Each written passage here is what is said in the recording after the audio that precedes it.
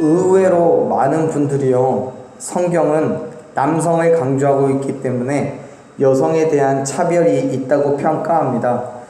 그런데 사실은 남성과 여성을 정말 편견 없이 평등하게 대하고 있는 게 성경입니다. 신약의 베드로전서에서는 베드로가 부부의 관계에 대해서 말씀하면서 어느 편에 서서 일방적인 헌신을 요구하고 있지 않아요. 분명히 서로가 서로에게 행할 그 헌신과 수고에 대해서 말씀해요. 구약에서도 별반 다르진 않아요. 당시의 사회는 북의 사회였음에도 불구하고, 그러니까 아버지를 중심으로 해서 이끌어가는 그런 사회였음에도 불구하고, 경우에 따라서는 여성들이 주도적으로 일을 행하는 것도 보게 돼요. 예컨대 사라가 아브라함에게 아들을 낳게 하기 위해서 하가를 주었던 것도 사라가 주도적으로 행한 일이었습니다. 또한 아버지 이삭을 속이고 야곱이 장자권을 얻었던 일도 그의 어머니인 리브가가 주도적으로 했던 역할입니다. 이와 같이 성경은 여성과 남성에 대한 차별이 있다고 할 수 없어요. 다만 그의 역할에 대한 구분을 두고 있는 것은 분명합니다.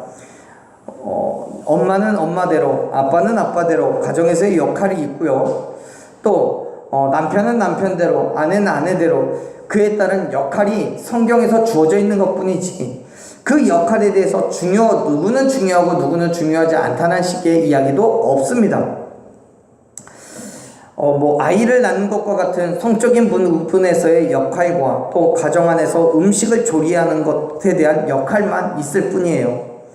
당시의 사회는 오늘날과 많이 다르기 때문에 그럴 수밖에 없었습니다. 그럼에도 불구하고 여러분, 남자가 요리를 하지 않았던 것도 아니에요. 당시에도요, 남자가 요리했습니다. 우리가 잘 아는 야곱이 그런 사람이죠. 그러나 예로 들었던 것처럼 그의 역할이라는 것도 사회 환경 속에서의 역할이 구분되었던 거지, 하나님 입장에서는 그 어떤 것에 대한 구분도 없습니다. 남녀노소를 불문하고 하나님께서 원하시는 사람을 원하시는 장소에서 원하시는 방법대로 사용하셨음을 믿으시길 바랍니다. 성경을 찾아봤을 때 하나님의 사역 속에서 남자들을 사용하셨던 것은 쉽게 찾아볼 수 있어요. 노인도 마찬가지예요. 아브라함도 그렇고 모세도 그렇고 굉장히 많은 나이에 하나님의 부르심을 받았어요. 어린아이를 사용한 경우도 있습니다. 다윗이 그렇고요. 신약에서도 예수님께서는 어린아이들을 자기에게 가까이 오게 하는 것을 막지 말라고 말씀하시죠. 요셉도 있고요. 물론 청소년이라고 말할 수 있겠지만 많은 경우 어린아이들을 사용해서 하나님께서 역사하신 것도 보게 됩니다. 어린아이의 도시락으로 5,000명을 먹이신 오병이의 사건들도 있죠. 여성의 경우도 있습니다. 오늘 우리가 함께 읽은 이 부분도 여성을 사용하셔서 하나님께서 놀라운 일을 행하신 사건의 기록이에요. 그리고 오늘은 읽지 않았지만 이 사건뿐만 아니라 하나님께서 선택하신 이 여인으로 인해서 또 다른 여인을 통해 하나님께서 역사하신 것을 우리 보게 될 거예요. 사실 여자 선지자의 경우는 성경에서 몇몇을 찾아볼 수 있습니다. 그런데 사사기에 등장하는 사사의 경우는 드보라가 유일한 여성입니다. 하지만 그럼에도 불구하고 이 드보라라는 사사는 다른 남자 사사들에 비해서 그의 역할이 저조했냐면 그렇지 않아요. 남자 사사들과 똑같은 역할을 감당했던 사람입니다. 자, 드보라의 이야기는요, 4장과 5장에 기록되어 있는데 5장은 드보라와 그의 군대 장관인 바락이 하나님께 영광을 돌리며 부른 찬양이 기록되어 있는 게 5장이고요. 그 찬양의 배경이 되는 말씀이 바로 4장 안에 있습니다. 우리 다시 한번 성경을 읽어보죠. 1절부터 3절까지를 같이 읽겠습니다. 에훗이 죽으니 이스라엘 자손이 또 여호와의 목전에 악을 행하며 여호와께서 하솔에서 통치하는 가나안 왕 야빈의 손에 그들을 파셨으니 그의 군대 장관은 하로셋 합고임에 거주하는 시스라요 야빈 왕은 철병거 900대가 있어 20년 동안 이스라엘 자손을 심히 학대했으므로 이스라엘 자손이 여호와께 부르짖었더라. 아멘. 이스라엘은 사사 에훗으로 하여금 80년이라는 시간 동안 평안을 누렸습니다. 그런데 4장 1절에 기록되어 있는 것처럼 이제 에훗이 죽었어요. 정치적으로 군사적으로 뿐만 아니라 영적인 부분에 있어서도 이스라엘을 다스려왔던 그 리더가 죽음으로써 이스라엘은 다시 자기 소견에 옳은 대로의 삶을 살아가기 시작합니다. 또다시 그 상황이 반복되는 거예요. 고난과 고통 속에서 이스라엘 백성들의 부르짖음에 대한 하나님의 구원과 통치하심, 그리고 리더의 죽음 이후에 하나님 앞에서의 범죄를 행했던 이 상황이 반복되고 있는 거예요. 그래서 에훗이 죽은 이후에 이스라엘 백성들은 다시 하나님 앞에 범죄함으로써 하나님께서는 그들에게 징계하셔요. 어떻게 해요? 하솔의 왕인 야빈의 손에 넘기시는 거죠. 3절에서 성경은 하솔의 왕인 야빈이 철병거 900대를 보유하고 있다고 말합니다. 엄청나게 막강한 군사력을 가지고 있다라고 단적으로 보여주고 있는 거예요.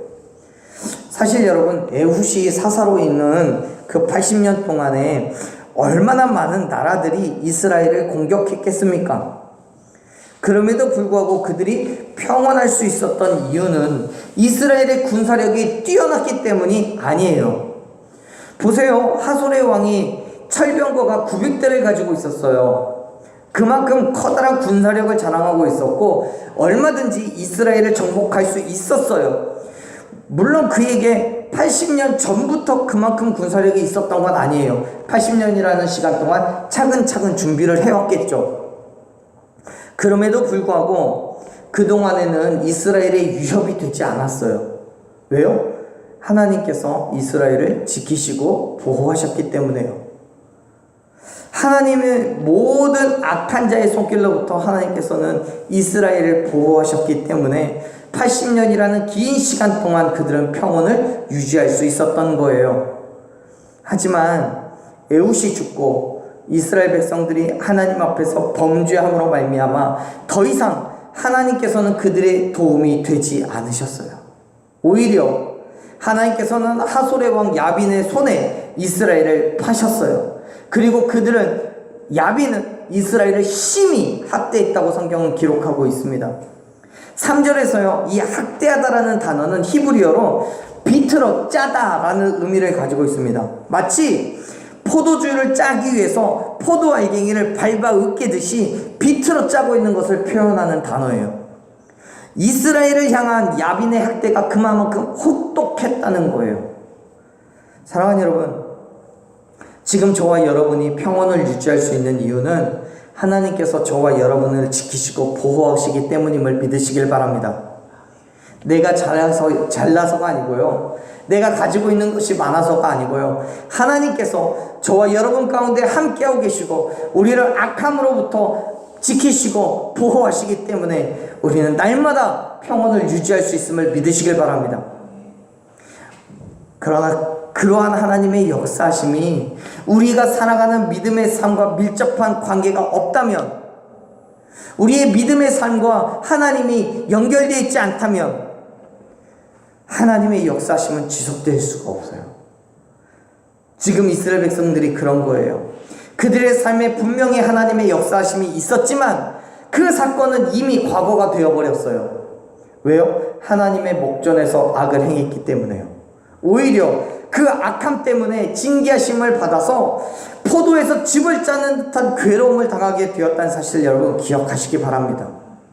그리고 그러기 때문에 저와 여러분이 하나님과 온전한 관계를 맺어가기를 간절히 소망합니다. 하나님의 말씀에 순종하며 그의 뜻하신 바대로 살아가십시오. 그것이 저와 여러분의 삶이 평온할 수 있는 비결임을 믿으시길 바랍니다. 하나님께서 범죄한 이스라엘 백성들은 그로 인해 받는 고통과 괴로움을 견디지 못하고 하나님을 향해서 부르짖어요. 그래서 하나님께서는 그들을 위해서 사사를 세우시죠. 4절 5절 말씀을 보면 그 사사에 대해서 이렇게 말합니다. 4절 5절 같이 읽겠습니다. 그때에 랍비돗의 아내 여선지자 드보라가 이스라엘의 사사가 되었는데 그는 에브라임 산지 라마와 베델 사이 드보라의 종려나무 아래에 거주하였고 이스라엘 자손은 그에게 나아가 재판을 받더라. 아멘. 하나님께서는 랍비돗의 사람인 랍비돗이라는 사람의 아내인 드보라를 이스라엘의 사사로 삼으셨어요. 근데 사실 성경의 말씀을 보면 하나님께서 드보라를 사사로 세우시기 이전부터 이미 이스라엘에서 선지자로서 하나님의 말씀을 선포했던 영적 지도자였어요. 그랬던 드보라에게 하나님께서는 여자로서 여자이지만 사사의 직분을 그에게 허락해 주심으로 말미암아 이스라엘을 고통 가운데서 구원할 수 있게 해 주셨던, 사랑하는 여러분, 하나님께서는 이 땅의 그 누구에게도 하나님의 놀라운 일들을 행하시고 맡겨주실 줄로 믿으시길 바랍니다. 그 사람은 분명히 하나님의 마음에 합한 사람인 거예요. 그 말은 지금 드보라가 당시 사회에서 여자의 역할이 필요하기 때문에 여자를 사사로 세운 게 아니라는 거예요. 그가 선지자로서 하나님의 마음에 합한 사람이었기 때문에 그에게 사사로서의 사명을 주신 거예요. 사랑하는 여러분, 우리가 그리스도인으로서요, 이 땅에 하나님의 사명을 감당할 수 있는 것은 내가 잘나서가 아니에요. 내가 가진 게 많아서가 아니에요. 하나님의 마음에 합당한 사람이 되었을 때 그 사명을 감당할 수 있는 힘과 능력을 더하여 주심을 믿으시길 바랍니다. 하나님의 마음에 합당한 사람이 되었을 때 하나님께서 우리를 다시 세우셔서 하나님의 놀라운 일을 행할 수 있도록 맡겨주실 줄로 믿으시길 바랍니다. 드보라가 그래요. 드보라의 상황은 상관없어요. 가정 형편도, 그가 가지고 있는 것도, 그의 지식의 수준이나 삶의 배경도 아무것도 상관없어요. 하나님과 진정한 교제를 맺고 있는지, 하나님의 말씀에 온전히 순종하고 말씀의 선포가 있는지를 보시고 그 합당한 것으로 역사하셨음을 믿으시길 바랍니다. 여전히 하나님께서는 저와 여러분을 통하여서도 역사하실 줄로 믿습니다. 그렇기 때문에 하나님 앞에 진정한 그리스도인의 삶을 결단하십시오. 말씀에 순종하고 그의 뜻을 드러낼 수 있는 그 믿음의 삶으로 나아가십시오. 반드시 하나님께서 저와 여러분의 상황과는 상관없이 필요하신 대로 우리를 들어서 사용하실 줄로 믿습니다.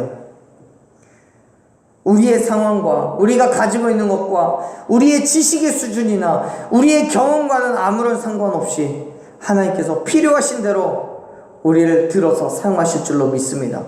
언제요? 하나님의 마음에 합당한 사람이 되었을 때요. 그렇기 때문에 사랑하는 여러분, 하나님의 말씀에 순종하며 하나님께서 원하시는 그 길 가운데로 나아가십시오. 그리고 그 길을 통하여서 하나님의 놀라운 일들을 보고 세상 가운데 하나님의 말씀을 온전히 선포할 수 있는 저와 여러분 되기를 간절히 축원합니다. 자, 이제 드보라는요, 이스라엘의 사사로서 그의 역할을 감당하기 위한 준비를 합니다. 드보라는 아비노함의 아들 바락을 불러서 그에게 명령을 해요. 말씀을 보면 이렇게 되어 있습니다. 6절 말씀 같이 읽어보겠습니다. 6절, 드보라가 사람을 보내어 아비노함의 아들 바락을 납달리 게데스에서 불러다가 그에게 이르되 이스라엘의 하나님 여호와께서 이같이 명령하지 아니하였느냐? 너는 납달리 자손과 스불론 자손 10,000명을 거느리고 다볼 산으로 가라. 드보라는요, 바락에게 납달리 자손과 스불론 자손 10,000명을 데리고 다볼 산으로 가라고 합니다. 왜냐하면 시스라의 군대와 맞서 싸워야 했기 때문에요. 여러분, 당시 드보라는요, 5절에 기록되어 있는 것처럼 에브라임 산지에 있었어요. 그런데 바락은 납달리 게데스라는 지역에 살고 있어요. 납달리 게데스는 에브라임으로부터 북쪽으로 상당히 먼 거리에 있는 지역이에요. 그럼에도 불구하고 드보라는 그를 굳이 에브라임 산지까지 불러내리는 거예요. 그리고 명령해요. 야빈의 군대 장관 시스라와의 전쟁을 준비하라고요. 왜요? 여러분, 이 바락은요, 납달리 게데스에 살고 있는데, 이 납달리라는 지역이 사실 야빈의 도성인 하솔과 매우 가까운 위치에 있었습니다. 다시 말해서 바락은 야빈으로부터 가장 많은 고통과 압제를 받은 지파인 납달리 출신이었기 때문에 그를 통해서 이스라엘을 구원하려는 계획을 세우고 있는 거예요. 그래서 그를 불러다가 말해요. 7절 말씀 한번 읽어볼까요? 7절 읽습니다. 내가 야빈의 군대 장관 시스라와 그의 병거들과 그의 무리를 기손 강으로 이끌어 내게 이르게 하고 그를 내 손에 넘겨주리라 하셨느니라. 아멘. 사랑하는 여러분, 지금 드보라는요, 바락을 불러서 이렇게 말해요. 가서 군사를 징병하고 다볼산으로 가서 싸워라. 그 싸움에서 너는 반드시 승리할 거다. 왜냐하면 그 싸움터로 내가 시스라를 이끌어내고 네 손에 그를 붙일 것이기 때문이라고요. 여러분, 지금 이 싸움은 단순하게 드보라의 개인적인 원한 때문에 싸우는 싸움이 아니에요. 자기의 생각으로, 자기의 마음으로 그가 작전을 짜서 싸우는 싸움도 아니에요. 6절에서 기록하고 있는 것 같이 하나님의 명령을 대신하여서 바락에게 그 전쟁을 명령하고 있음을 믿으시길 바랍니다. 하나님께서 직접 시스라를 기손 강가로 이끄시고 바락의 손에 붙이신 거예요. 그 말은 지금 이 전쟁은 시작만 한다면 반드시 승리할 수 있는 싸움인 거예요. 이기고도 남음이 있는 전쟁인 거예요. 그렇습니다. 사랑하는 여러분, 하나님께서 이끄시고 하나님께서 싸워주시는 그 전쟁은 결코 실패하지 않는 싸움임을 믿으시길 바랍니다. 이기고도 남음이 있는 전쟁임을 여러분 믿으시길 바랍니다. 그렇기 때문에 하나님의 말씀이라면 믿음으로 그 자리로 나아가십시오. 걱정도 두려움도 없이 말씀하신 그 자리로 가십시오.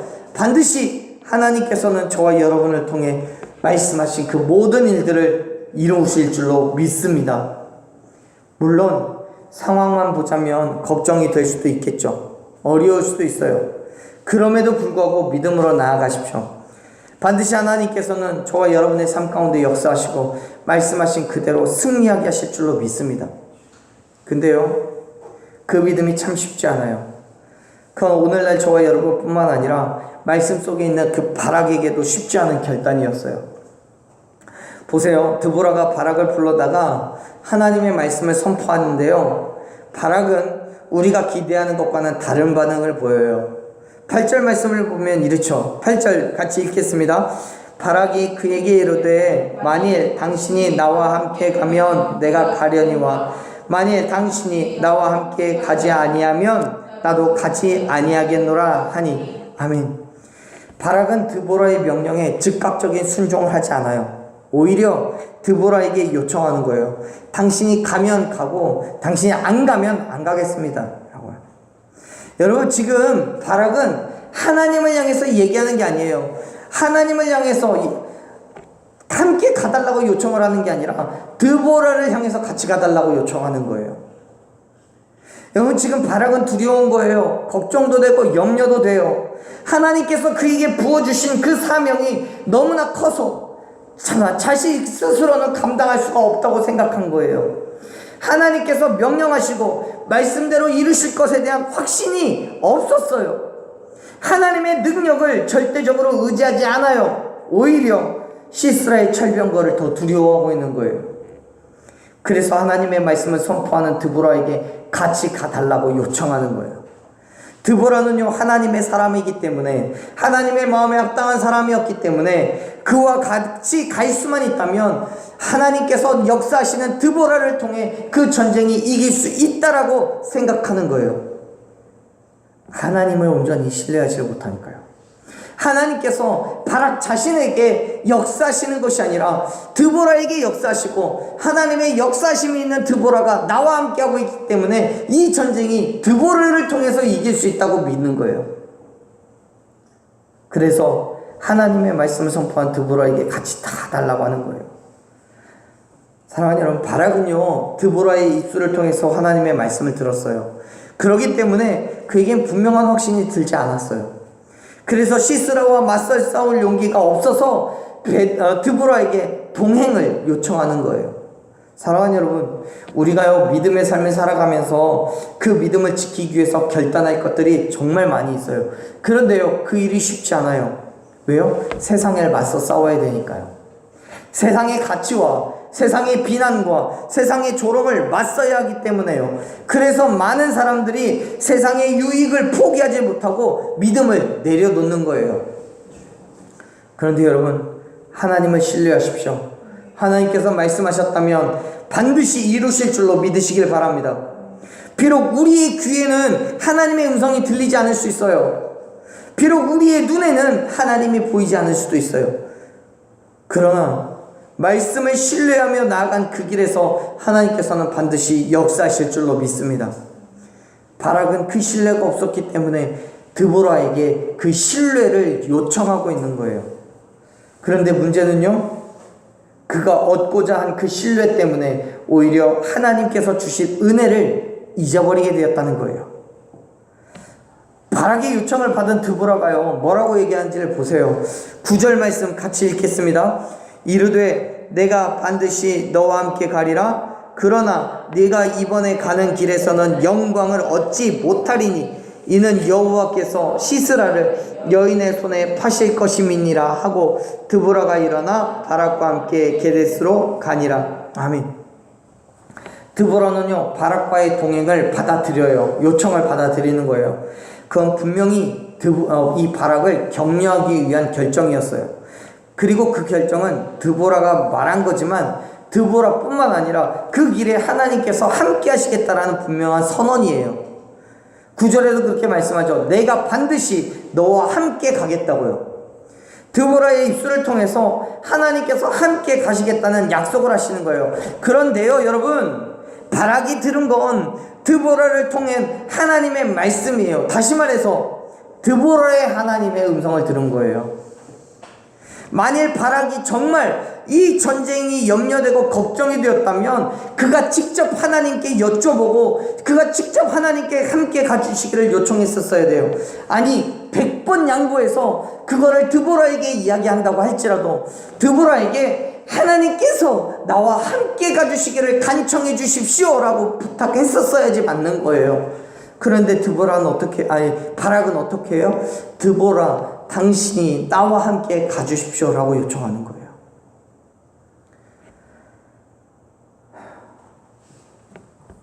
사랑하는 여러분, 우리가 간구해야 되는 대상은요 하나님이심을 믿으시길 바랍니다. 우리가 부르짖어야 되는 대상은요 하나님이어야 함을 믿으시길 바랍니다. 하나님으로부터 위로를 얻고 하나님으로부터 평안을 얻어야 됩니다. 믿으십니까?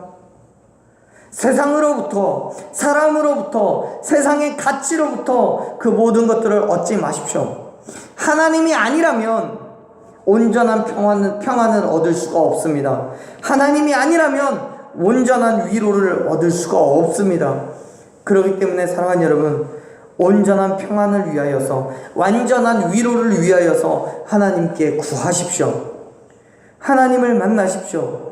하나님께 부르짖을 때 반드시 저와 여러분이 구하는 모든 것들을 허락해 주시고 은혜 위에 은혜를 더하여 주실 줄로 믿습니다. 하지만 바락은요 드보라에게 그의 염려를 이야기했고 그로 인해서 하나님으로부터 받을 은혜를 놓치게 돼요. 9절에 그렇게 써 있잖아요. 9절에서요 이 싸움에서 결코 영광을 얻지 못할 거라고요.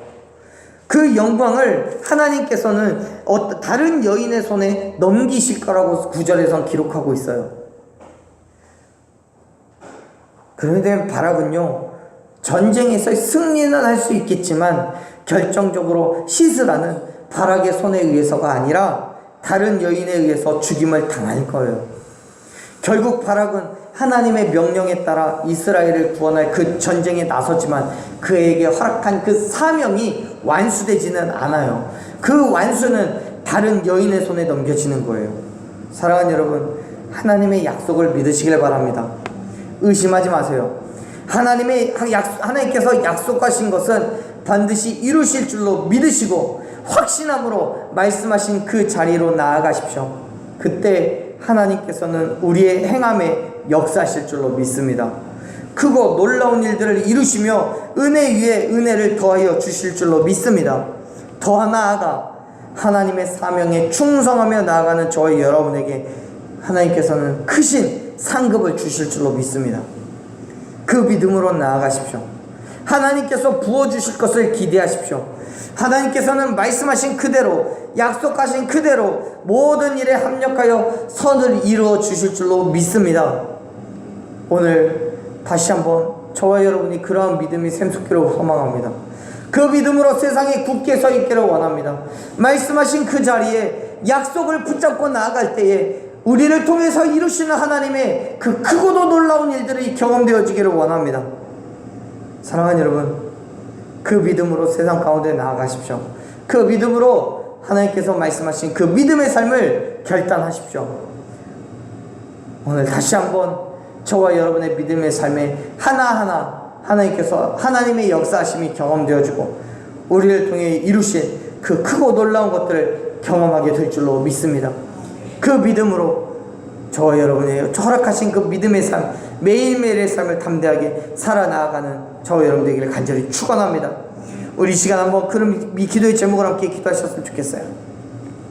오늘 또 다시 한번 우리를 통해 이루실 하나님의 놀라운 일들을 기대하시면서 기도하십시오. 성령 하나님의 일을 보게 해달라고, 하나님의 역사하심을 소망하게 해달라고. 우리 지금도 연약하고 부족하지만 우리를 통해서 하나하나 이끄시고 이루어 가실 하나님의 놀라운 일들을 보게 해달라고 기도하시길 바랍니다. 모든 어둠으로부터 이기고 승리하는 믿음의 삶, 모든 유혹과 시험으로부터 이기고 승리하는 그 삶으로 살아가게 해달라고 간절하게 부르짖는 이 시간 되기를 원합니다.